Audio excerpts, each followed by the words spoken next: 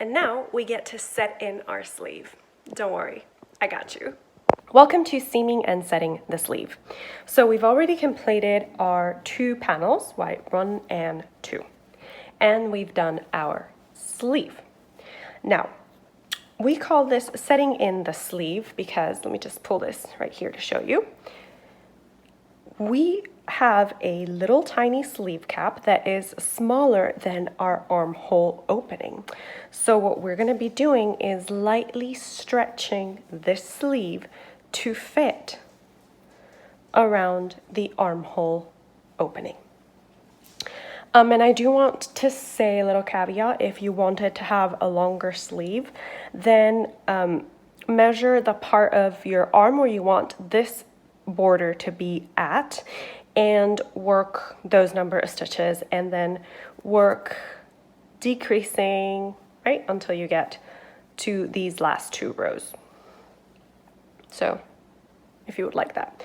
All right, step number 1 to setting in our sleeve, making sure that our work is wrong side facing us, okay? Then we are gonna grab our sleeve and we're gonna make sure to insert it so that the right side of our shirt is facing the right side of the sleeve, okay?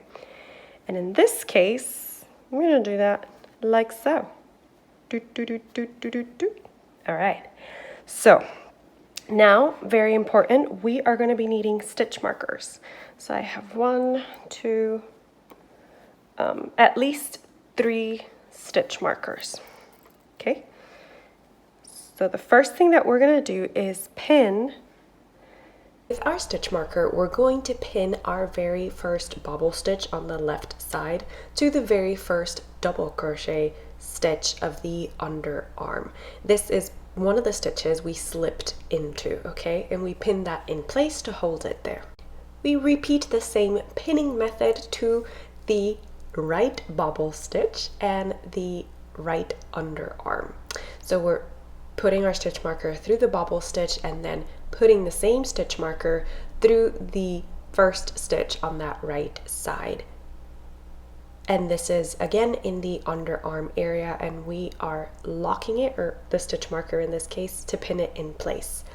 Then we are going to be taking that other stitch marker and we're going to be finding the midpoint on our sleeve. And here we're going to place the stitch marker, but then we're going to use that same stitch marker to pin to the shoulder seam. So the mid stitch gets pinned to the shoulder seam. And these are 3 key points that we want to match up in our sleeve, because from these points is when we're going to begin stretching so that we can actually make sure that the shape of our sleeve fits around the armhole. So again, the middle stitch gets pinned to the shoulder seam. So now you can properly see, you kind of get the idea, don't you? What we're going to be doing is stretching the sleeve to fit around the armhole, okay? So I'm going to grab some more locking stitch markers and I'll be right back.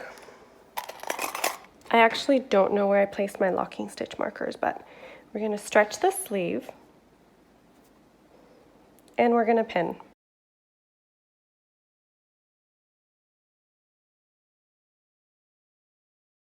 Okay, stretch the sleeve. That's why it's called setting in the sleeve, because we are gently or aggressively stretching it to fit in place. And now that we've done so, I am simply going to kind of shuffle everything about, make sure that we fit.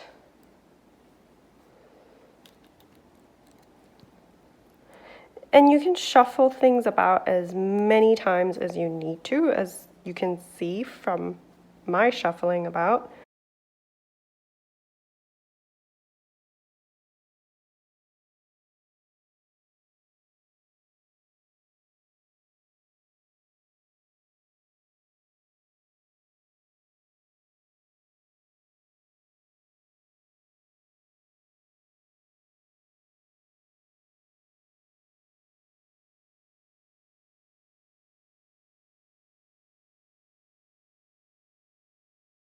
Because I had left an extra long tail when seaming the side, I'm going to be using what's left of that tail to actually seam the sleeve. So I'm starting at the bottom part of the armhole, sticking my yarn needle through the underarm stitch and through the sleeve stitch, passing my needle and pulling through. So this is not a whip stitch, this is more like a running stitch, I guess you would call it. Again, insert your needle through the underarm stitch and through the sleeve stitch and pass the yarn, the needle, pass the needle through. But of course you can choose whatever seaming method you prefer. You don't have to stick with this one. You can choose to do a slip stitch seam, or you can choose to do a single crochet seam. Whatever you feel comfortable with in this moment, use that.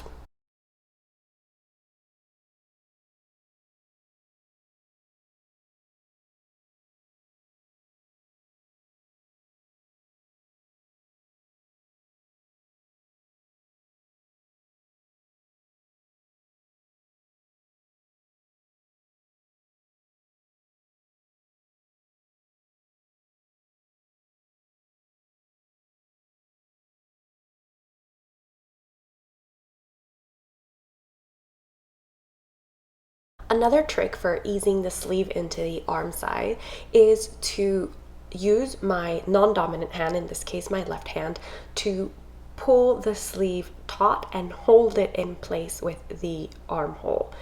And I use, again, my left hand to kind of stabilize the work and make sure that my stitches are being neat and lining up as much as possible. I hate to say this, but it really is practice. You know, the first time you sit in your sleeve, it might be a little hard going, but that is why we place our markers, especially the 3 markers that I shared at the very beginning. So the 2 that go at the armhole, at the underarm, and then the one that goes at the top, because then that allows you the freedom to ease everything else between these stitch markers, and you can rest assured that your sleeve will look appropriate. And what I mean by that is that you're not pulling too much to one side.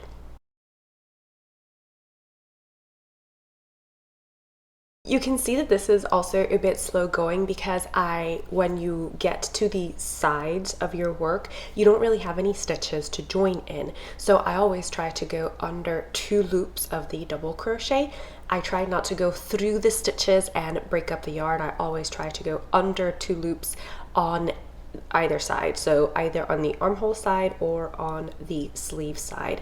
It makes for a much neater join in my opinion, and if you ever need to frog back, it's easier if you don't actually go through these stitches but under the loops as I am going here.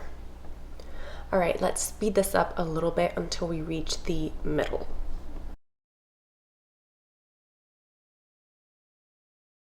So now that we've joined one side of the sleeve, we get to join our remaining side. Joining the remaining side, in my opinion, is a little bit easier because you already are pulling the sleeve taut with your stitches. So it's a lot easier to pull the sleeve and ease it into the armhole, especially, like I said, you've already seamed up to that middle stitch. So now it's just making sure that everything that remains lines up correctly and you have a point of reference in the side that you've just joined. Now I'm making sure that I'm joining my bobbles on the top side and not on the foundation row. And again, we're playing around with stretching the sleeve so that it actually fits into our armhole. And I'm going to pin in specific locations to try and make sure that everything stays together, but for the most part I'm actually going to be stretching and holding against with my left hand. So again, I'm going to be stretching, pinning with my right, holding with my left hand. And that is actually how I am going to sew the sleeve. So because I can't hold everything, I'm going to again be employing the liberal use of stitch markers to just kind of keep everything nice and pinned.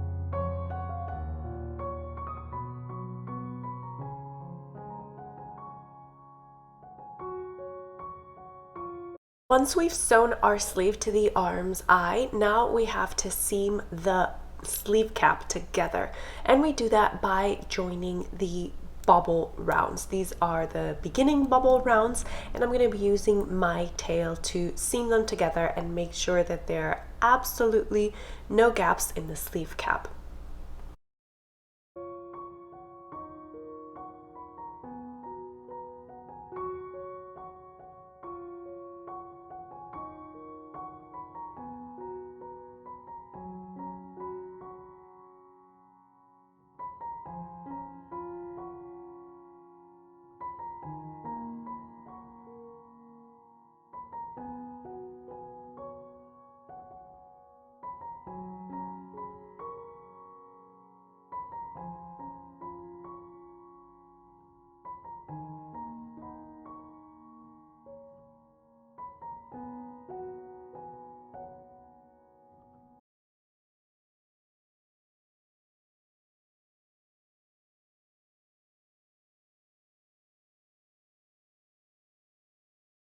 Once we've seamed our bobbles together, we're going to realize that we have a gap between the bubble band and the bottom of the arm's eye. So we're going to be using our main color of yarn that was left over from seaming in the sleeve, and we are going to be seaming that closure.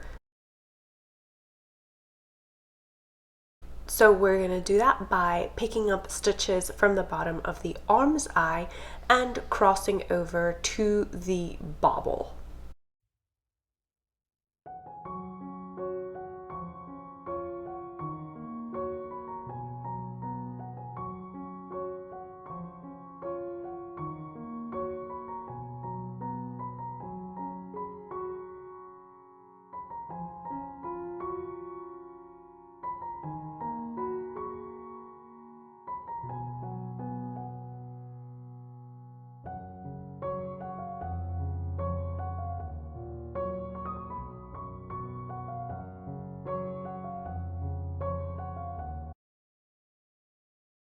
And that concludes our set-in sleeve tutorial. I hope that I was able to make it clear and concise. Sometimes it's a little bit hard to explain exactly what we're doing, so video tutorials are helpful in that regard.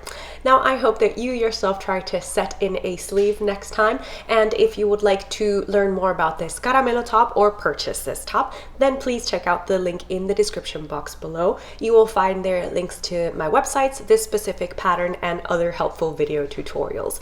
Thank you so much for joining me today, and goodbye.